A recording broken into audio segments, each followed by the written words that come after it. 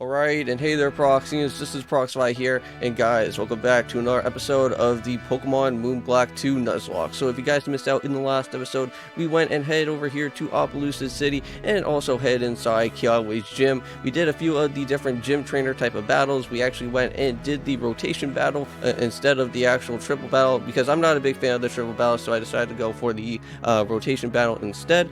And then after all of that being said, we are now going to be taking care of Kiawe in this episode for today. I did do a little bit of some off-record grinding before actually heading in back to this place once again, but the only one level that only was actually kind of getting through from the off-record type of grinding was actually coming from the Valley that I have, which that's of course with the Xenon.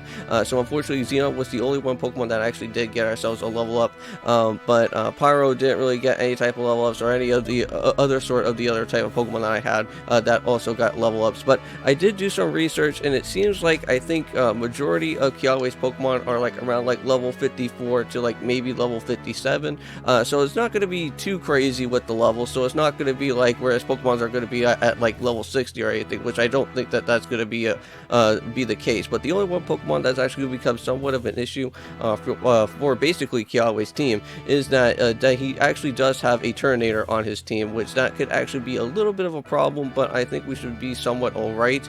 I do actually have the Splash Plate actually put on to Vexen, so it should be somewhat pretty nice for that fight. And I also do have the Magnet set for Shadow, of course, because we are going to be battling out with his Talonflame as well too. So hopefully with that Wild Charge, it should be a one-shot, and we don't really have to worry about all that too much. But let's just go and do a little bit of a team recap before we get ourselves all ready, so let's go and do it.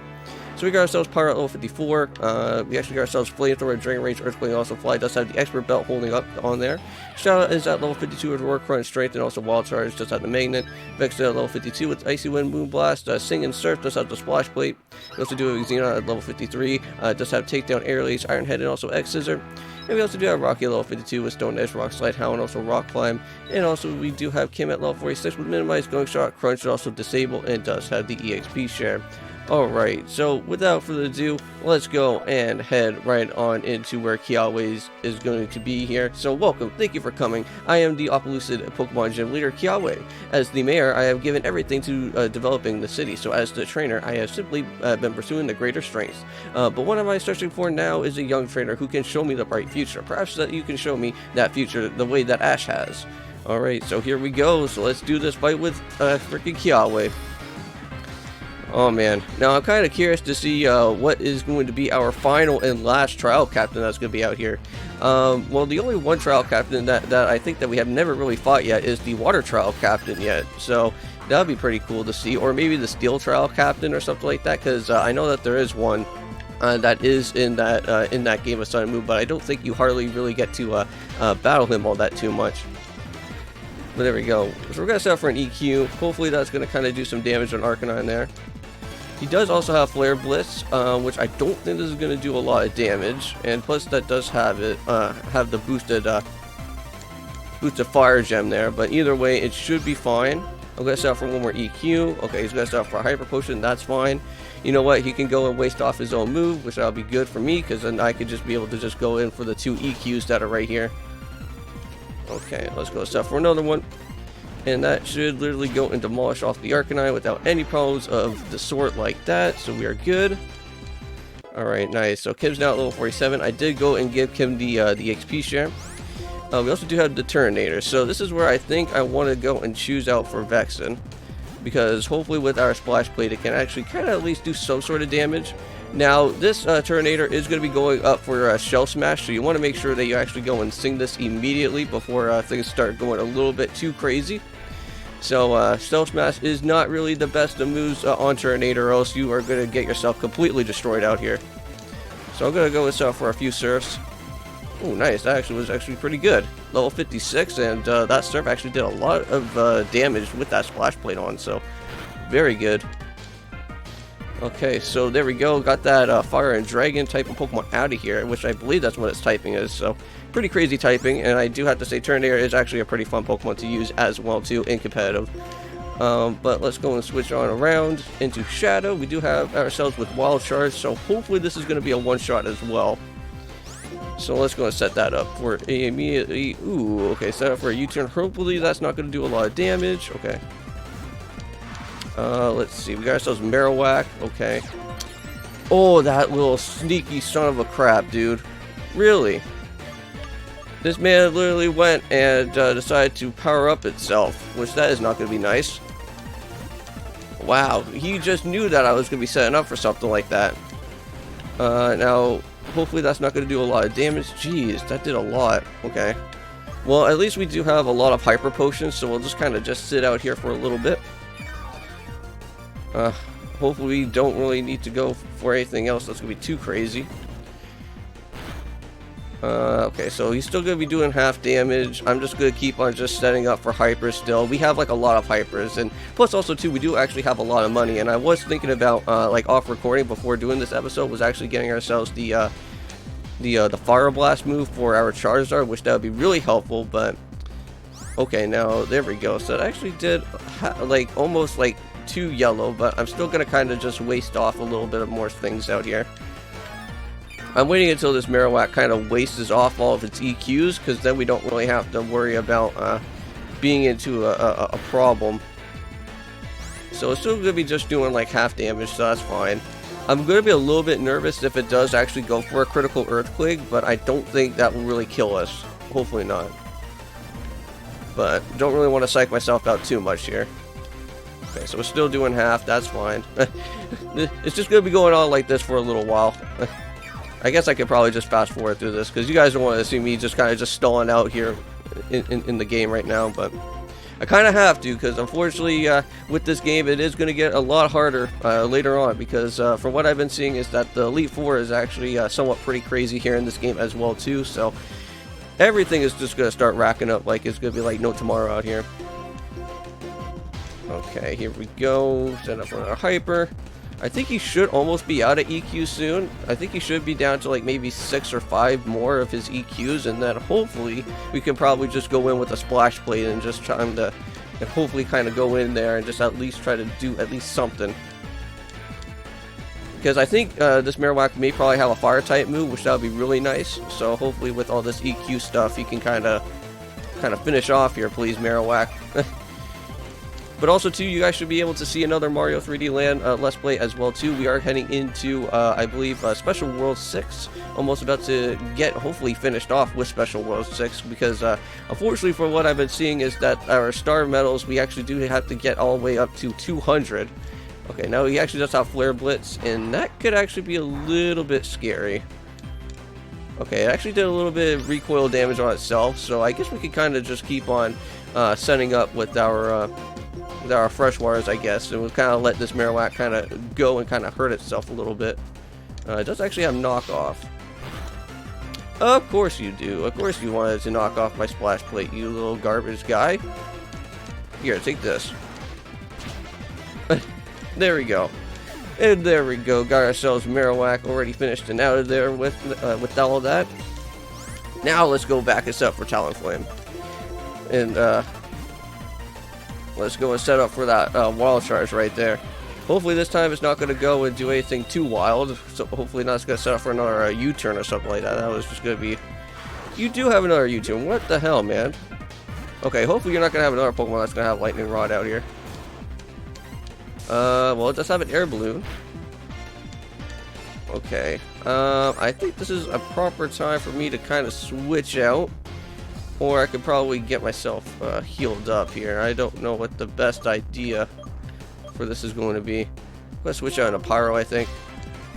I don't really think this Typhlosion has anything that's going to be too wild. I don't think so.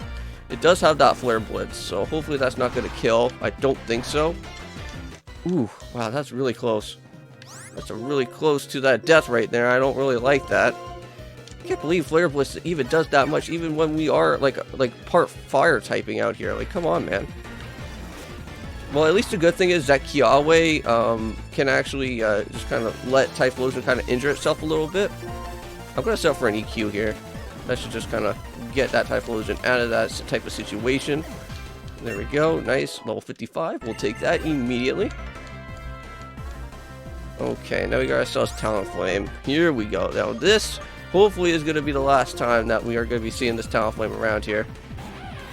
Now, this Talonflame may probably come prepared with Flare Blitz as well too, so this is going to be his last and final Pokemon. Because it seems like all of his Pokemon are just going to be coming prepared with Flare Blitz out here. Oh, it does actually have Taunt. Okay, well, we're not going to get Fall for Taunt this time. Set up for a Wall Charge. Here we go, Flare Blitz. Hopefully that's not going to do too much damage. Please, please. Okay. Nice. Okay, hopefully with this Wall Charge, it should be able to just one-shot. Yeah, there we go. And with that Magnet, that did a lot of damage right there. And we are all good. Thank goodness, man. I was a little bit worried because, like, I didn't know how exactly his levels were going to exactly be. But yeah, so I was kind of right. It was going to be somewhere around, like, level, like, 54 to, like, 57-ish. But either way, we did pretty good. We got ourselves the Legend Badge, and we could keep on continuing our way throughout this game, which that would be very nice indeed.